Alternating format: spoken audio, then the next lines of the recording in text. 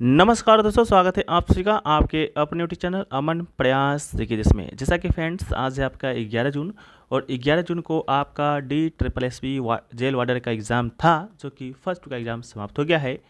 First shift में GK जितने भी जीके जिसके प्रश्न पूछे गए थे उन सभी प्रश्नों में से अधिकतम जो रियल प्रश्न हैं वो मिल गए हैं।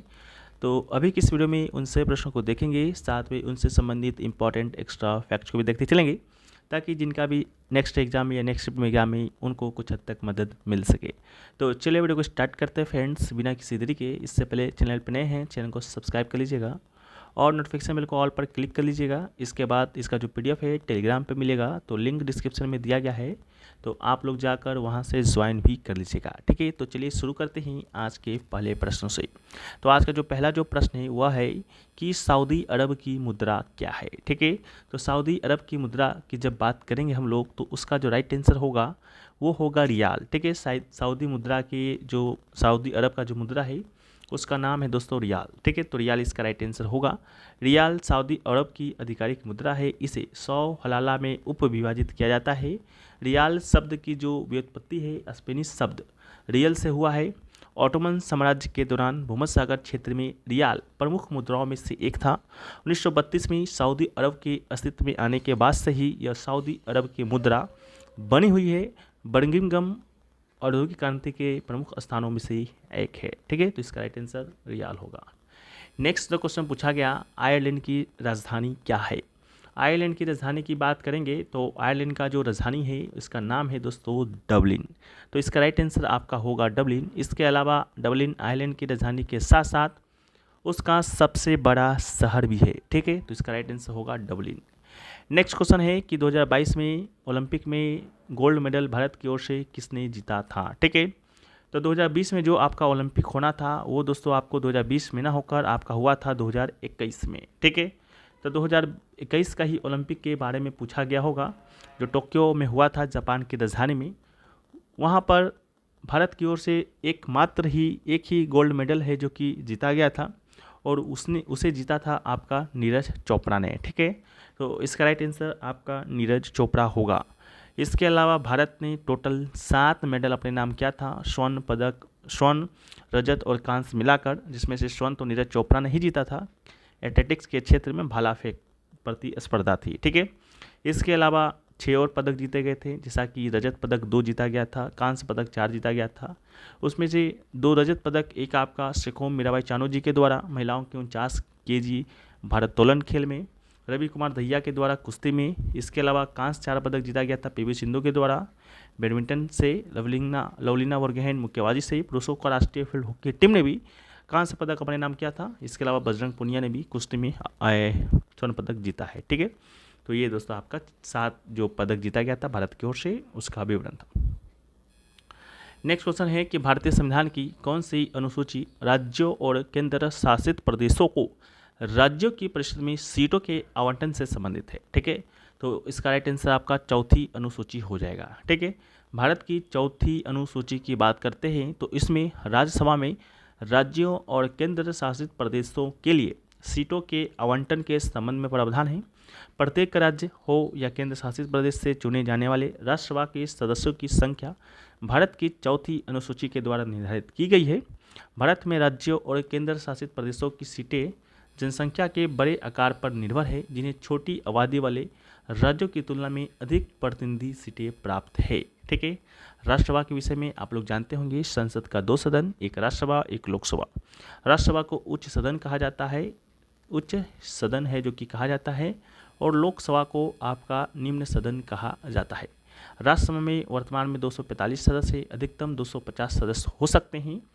ठीक है, 250 में से 12 जो सदस्य है आपका वो राष्ट्रपति के द्वारा मनोनीत किए जाते हैं, इस बात को भी आप याद रखिएगा। ठीक, इसके अलावा जो नेक्स्ट क्वेश्चन आपसे पूछा गया था आर्टिकल से संबंधित। ठीक है, आर्टिकल स्टूडेंट के द्वारा बताया गया कि आर्टिकल 111, 112, 113 और 114 के संबंधित ही पूछे गए थे। ठीक है, तो हम लोग 112 को भी देख लेते हैं, 112 को भी देख लेते हैं, 11 को भी देख लेते हैं, 13 को भी देखते हैं, 14 को भी देखते हैं, साथ में कुछ और इम्पोर्टेंट आर्टिकल को भी देखेंगे।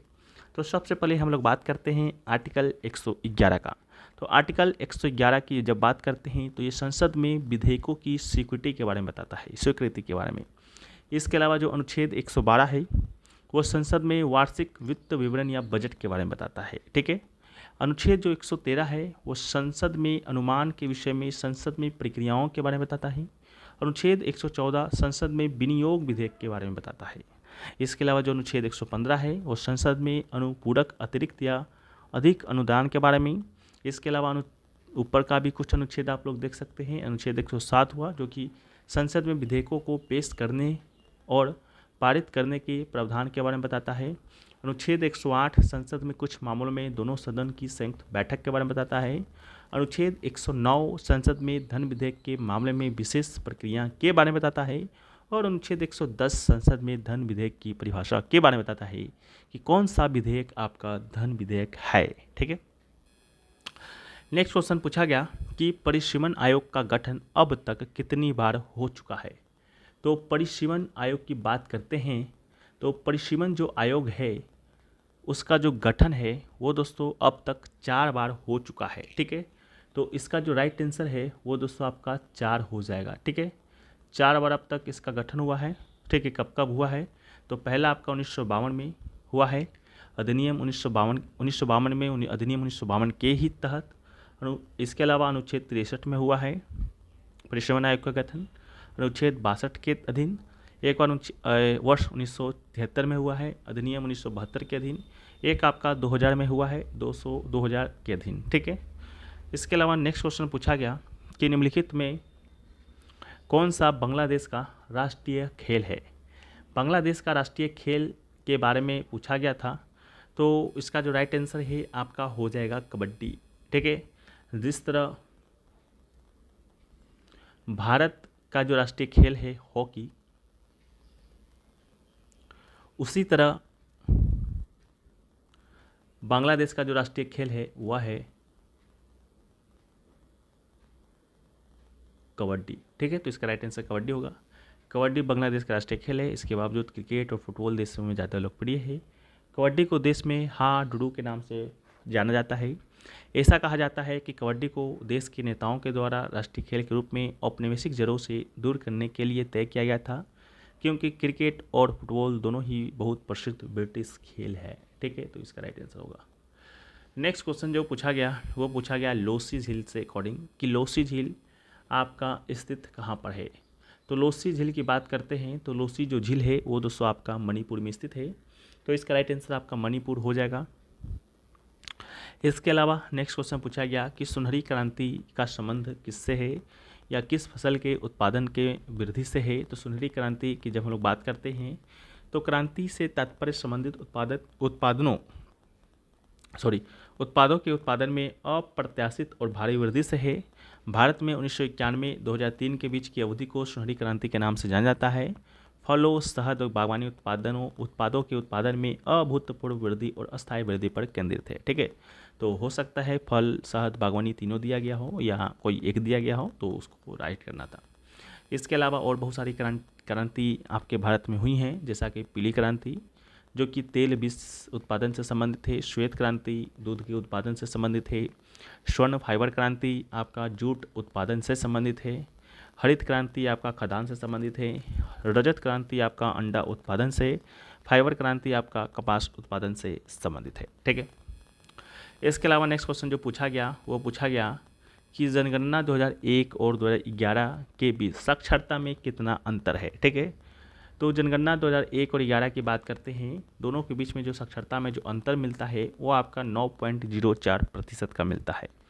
यानी कि 2001 में जो साक्षरता दर का जो प्रतिशत था भारत में वो था आपका 65%, और 2011 की बात करते हैं तो 2011 में जो साक्षरता दर है वो है आपका 74.0%। दोनों में जब डिफरेंस निकलता है तब आता है 9.04%, ठीक है। तो इसका राइट आंसर 9.04% आपका हो जाएगा। इसके अलावा जनगणना से संबंधित एक और प्रश्न पूछा गया था, हालांकि प्रश्न क्लियर स्टूडेंट नहीं कर पाए हैं। पूछा गया था जनगणना 2011 के अनुसार जीवित बाल संख्या कितनी परसेंट है, ठीक है। तो ये कंफर्म नहीं हो पाया है। जो भी लोग एग्ज़ाम देकर आए हैं आप लोग बताइएगा कमेंट सेक्शन में कि इस तरह से कौन सा प्रश्न है जो कि पूछा गया था। बाकी बहुत सारे प्रश्न क्लियर नहीं है, जैसा कि एक प्रश्न आपका भूमि से संबंधित आया था, ठीक है। भूमि से संबंधित आपका प्रश्न देखने को मिला था, खादर बांगर इस तरह का करके कोई था। इसके अलावा एक प्रश्न आपका साइंस में पूछा गया था कोशिका से, ये भी प्रश्न अभी तक नहीं मिल पाया है कि कोशिका से कौन सा प्रश्न है जो कि पूछा गया था। बाकी करंट अफेयर्स की बात करते हैं तो करंट अफेयर्स से आपका 2 से 3 प्रश्न है जो कि आपका करंट अफेयर्स से पूछा गया था। बाकी बच्चों का कहना था कि जो रीजनिंग का जो पोर्शन था वो दोस्तों आपका इजी पूछा गया था, रीजनिंग का पोर्शन, जहाँ पर 4 प्रश्न तो 5 मंजिला भवन से था, ठीक है। 4 प्रश्न है जो कि 5 मंजिला भवन से था, 7 मंजिला पर कुछ लोग बैठे हुए थे ऊपर नीचे, इस प्रकार का कोई प्रश्न जो कि पूछा गया था। इसके अलावा जो 3 प्रश्न पूछा गया था वो दोस्तों आपका गोलाकार वृत्त से पूछा गया था, जहाँ पर 5 से 6 लोग बैठे हुए थे। इसके अलावा जो 3 प्रश्न है वो दोस्तों आपका प्रश्नमाला से ही पूछा गया था। इसके अलावा 2 प्रश्न गणित में चिन्ह और संख्या परिवर्तन करके हल करना था। बाकी 2 प्रश्न आपका कथन और निष्कर्ष से पूछे गए थे, ठीक है। इसके अलावा स्टूडेंट के द्वारा बताया गया है कि 3 से 4 प्रश्न गणित में यानी कि मैथ में ऐसे थे जो कि अच्छा थे, कैलकुलेटिव था। बाकी जो ओवरऑल जो आपका एनालिसिस स्टूडेंट के द्वारा दिया गया है यही सब है, और बाकी और भी प्रश्न जैसे जैसे हमें मिलते जाएंगे हम उसको PDF में है जो कि देने का प्रयास करेंगे। PDF टेलीग्राम पे मिल जाएगा, लिंक डिस्क्रिप्शन में दिया गया है, तो आप लोग जाकर वहाँ से ज्वाइन कर लीजिएगा, ठीक है। मिलते हैं नेक्स्ट वीडियो में, जब तक के लिए जय हिंद, वंदे भारत।